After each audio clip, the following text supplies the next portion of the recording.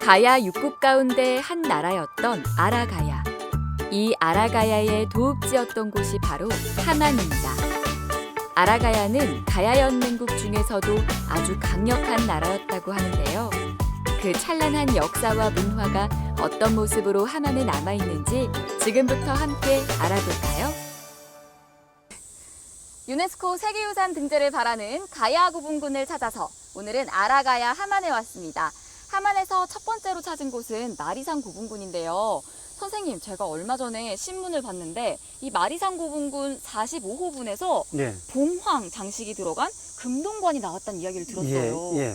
이게 어떤 내용인가요? 아라가야의 어떤 우월성을 보여주는 어떤 그런 것이라고 할 수 있겠는데, 이제 금강 테두리, 가느다란 테두리 위에 봉황 두 마리가 이렇게 서로 마주보고 있는 모양을 하고 있었다고 합니다.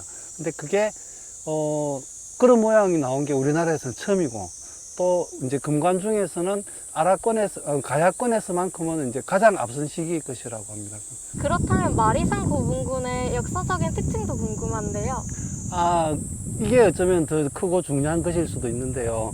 그러니까 기원 전후 시기부터 500년대 중반 그 아라가야가 멸망하기까지 그 600년에 걸쳐 가지고 이제 이 무덤이 조성됐다는 거죠. 그러니까 이제 일단 2000기나 되도록 많고, 그 다음에 이거를 무덤을 발굴을 했을 때 그 안에 있는 유물을 통해 가지고 그러니까 초창기의 성장 발전에서부터 제일 마지막 500년대 중반에 이제 그 멸망하기까지 이제 모든 과정을 이 안에 이제 다 담겨 있다. 이게 어쩌면은 제일 크고 중요한 거고, 그 다음에 다른 가야권에서는 없는 어떤 그런 거라고 할 수 있을 것 같습니다. 얼른 가서 만나보고 싶은 그 무덤이 우리 가야 구분군인 것 같은데요. 예. 선생님, 그럼 저희가 좀 더 안쪽으로 들어가서 한번 살펴볼까요?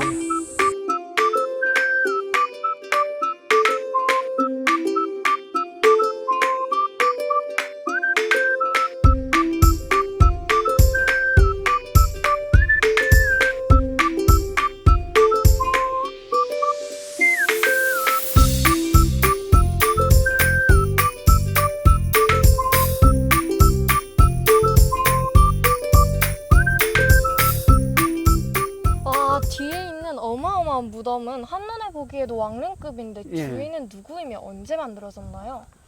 예, 진짜 왕릉이죠. 왕릉급이죠. 이렇게 엄청나게 큰 거는 이제 5세기 접어 들어가지고 이제 6세기까지 그렇게 이제 집중적으로 만들어졌죠.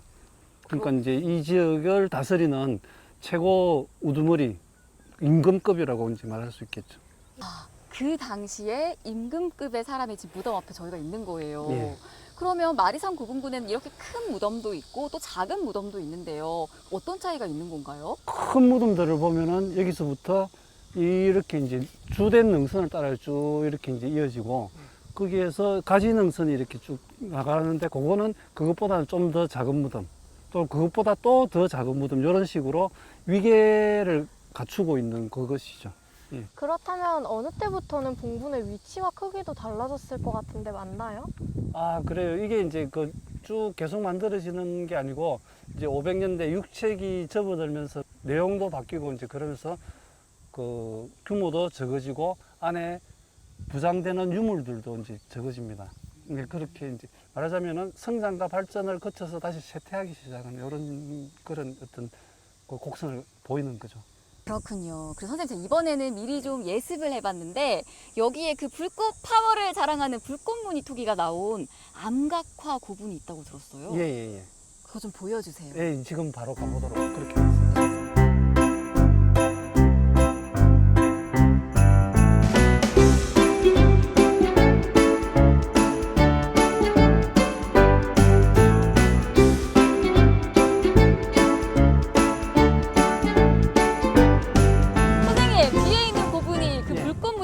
출토된 곳인가요? 그렇습니다. 와. 예, 여러 불꽃무늬 토기가 출토된 것 가운데 하나인데, 네. 여기 재미있는 이야기가 많죠. 여기서 이제 말가춤이라든지 불꽃무늬 토기라든지 이런 굉장히 많은 유물이 그 도굴로 많이 망가져 있는 상태인데도 발굴이 됐어요. 근데 또 재밌는 거는 이 무덤 밑에 다른 고인돌도 있고, 그 다음에 이제 청동기 시대 집터도 있고 그랬다고 그럽니다. 그러니까 500년 역사가 이 무덤 하나에 이제 같이 쌓여 있는 이런 셈이 되는 거죠. 함안은요, 정말 알면 알수록 재미있는 유적들이 많이 나오는 곳이네요. 예, 그러네요.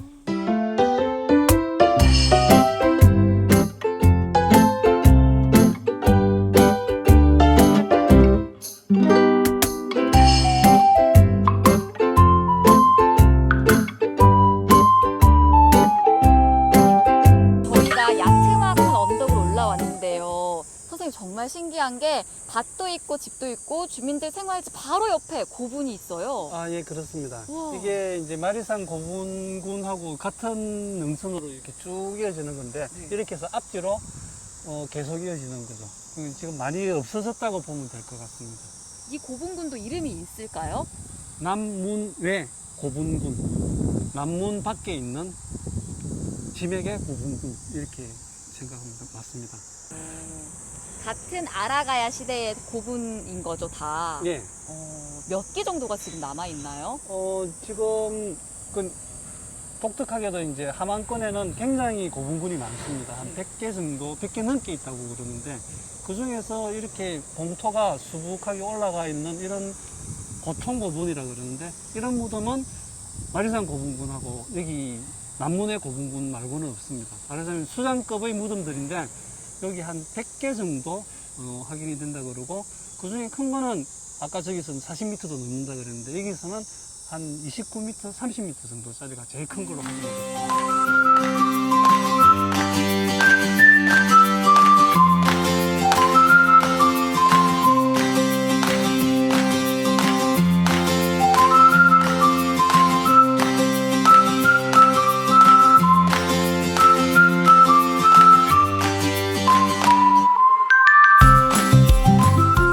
함안박물관이 정말 근사한데요. 예. 선생님, 저희가 지금 지나가고 있는 이곳이 그 불꽃무늬 토기 예. 맞죠? 예, 불꽃무늬 토기를 이제 그 형상화한 거죠. 예, 함안을 대표하는 이제 무늬라고 할 수 있는데, 토기에다가 이렇게 뚫어가지고 만들었는데, 지금 사람의 감각으로 보더라도 상당히 현대적이고 군더더기가 없고, 또 하나는 이렇게 하늘로 날아 올라가는 듯한 상승감까지 이렇게 주는 굉장히 이제 멋진 거라고 저는 생각합니다. 내부에는 함안박물관의 대표적인 유물 어떤 것들을 만나볼 수 있을까요? 조금 전에 말씀드린 이제 미늘쇠라든지 어떤 또 말갑옷, 그 다음에 갑옷, 투구, 그 다음에 이제 장식이 잘 된 칼, 뭐 환두대도 뭐 이런 식으로 이야기하는데, 이런 식으로 요 마리산 고분군과 이제 다른 함안권 고분에서 나온 많은 유물들을 여기 담아 아주 질서 있게 잘 보관하고 전시하고 있습니다.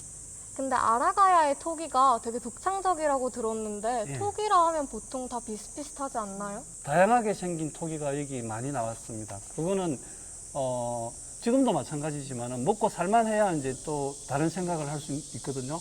그러니까 이 생산력이 높다 보니까 이제 이렇게 자유로운 생각으로 다양한 모양을 만들어낼 수 있었다, 이렇게 이야기들을 합니다. 선생님, 아라가야의 토기 이야기만 하루를 꼬박 해도 시간이 부족할 것 같아요. 그래서 계속해서 재미있는 네, 역사 탐방, 가야사 탐방 한번 가보실까요? 예, 오.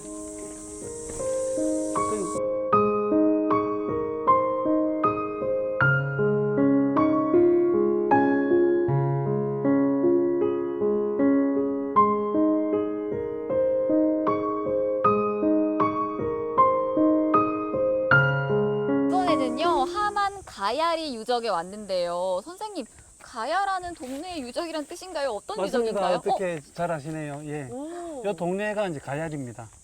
이 가야리의 유적이라 해서 가야리 유적인데, 네. 내용은 이제 왕성, 아라가야의 왕성, 이게 이제 발견이 된 거죠. 아, 왕이 살던 성이요? 예. 우와. 그 2018년 그때까지 이제 뭐 말로 여기가 왕성이다 이런 이야기가 전해져 왔는데, 또 지금 왕궁지가 이 정도 높이면은 올라가면 연꽃 테마파크가 훤히 내려다 보일 것 같거든요.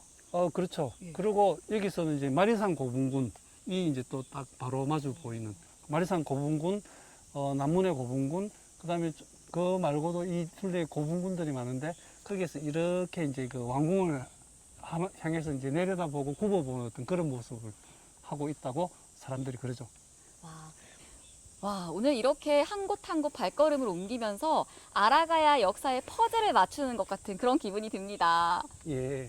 고분군은 이제 죽은 이들의 어떤 안식처. 여기는 이제 임금을 비롯해가지고 많은 사람들이 생활터전. 그렇게 이제 이렇게 이제 진짜 말씀대로 퍼즐이 맞추어지는 그런 측면이 있겠죠. 예. 그러면 다음 퍼즐을 찾아서 한번 가보실까요? 예, 좋습니다. 이쪽인 것 같습니다.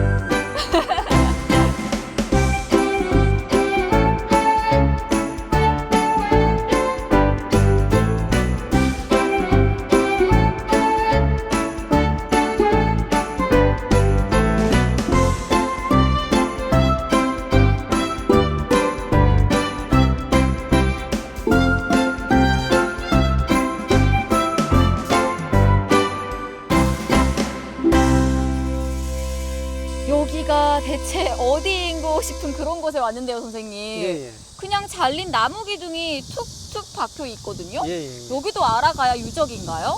예, 여기도 이제 가야의 유적인데 아주 독특한 유적입니다.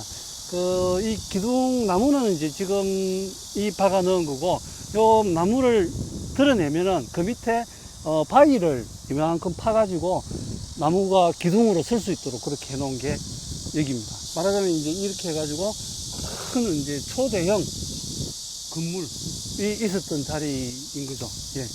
지금은 이렇게 터로만 남아있지만 아라가야의 위상을 보여주는 곳. 정말 저희가 특별한 경험을 하고 있는 거네요, 지금.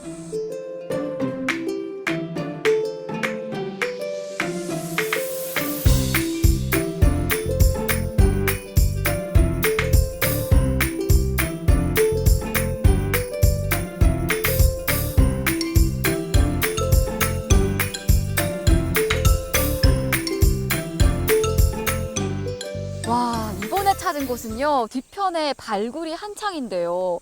선생님, 여기가 어떤 곳이길래요? 예, 성산산성이라고 합니다. 그 성이 있어서 성산이라 하고, 그 성산에 다시 산성이 있기 때문에 성산산성이라고 이렇게 좀 꼬여있긴 하지만 그렇게 합니다. 오, 그럼 지금 발굴 현장을 눈으로 직접 보니까 예. 어떤 것들이 발굴이 됐는지 너무 궁금해요. 아, 그렇죠. 예. 예, 첫째로는 이제 이 산성의 흔적. 이게 이제 원래는 이제 그 세월이 흐르면서 흙이 쌓이고 막 이렇게 해가지고 정확한 흔적이 드러나지 않았는데 쭉 하면서 100% 돌로 쌓은 산성이라는 것을 확인할 수 있게 됐고요. 그다음에 또 하나는 이게 굉장히 많이 알려진 건데 700년 전 고려 시대 연꽃의 씨앗이 발견이 됐습니다. 그럼 그게 그냥 죽어 있는 게 아니라 다시 싹을 틔웠더니 싹이 났어요. 그리고 그 꽃이 피었습니다. 그 아라홍련이 여기서 발견이 됐습니다. 우와, 역시 선생님이랑 같이 이렇게 역사 탐방을 하다 보니까 점점 더 시야가 넓어지는 것 같아요. 그럼 지금 발굴되고 있는 이 산성은 어느 시대의 산성인가요? 우리가 쭉 오니까 이제 가야 시대의 걸로 생각할 수도 있는데, 이건 가야의 종말. 가야가 망하고 나서 신라가 쌓은 걸로 이제 밝혀졌어요. 그전에는 막연하게 가야가 쌓은 옛 성에다가 신라가 더 보수해서 쓰지 않았을까 이런 정도 생각했는데 해보니까 100% 신라 이렇게 확인이 됐습니다. 이게 말하자면 이제 신라가 아라가야를 점령하고 나서 그 다음에 외적이 일본에서 쳐들어오는 것을 막기 위해서 이렇게 쌓았다고 짐작을 하는 사람들이 많습니다. 유네스코 세계유산 등재를 바라는 가야 구분군을 찾아서 오늘은 함안에서 함께했습니다. 함안의 자연과 함께 정답게 자리하고 있는 가야 고분군부터 아라가야인들의 생활상을 엿볼 수 있는 생활유적지까지 만나봤는데요. 함안의 가야 고분군이 유네스코 세계유산으로 얼른 이름을 올려서 더 많은 세계인들과 아라가야를 만날 수 있으면 좋겠습니다. 역사의 타임캡슐이라고 부르는 고분군부터 함안 곳곳에 숨쉬고 있는 흔적을 통해 알 수 있었던 아라가야의 역사. 찬란한 문화를 바탕으로 강력한 힘을 보여줬던 아라가야의 모습과 역사가 더 많은 사람들에게 알려지길 바랍니다.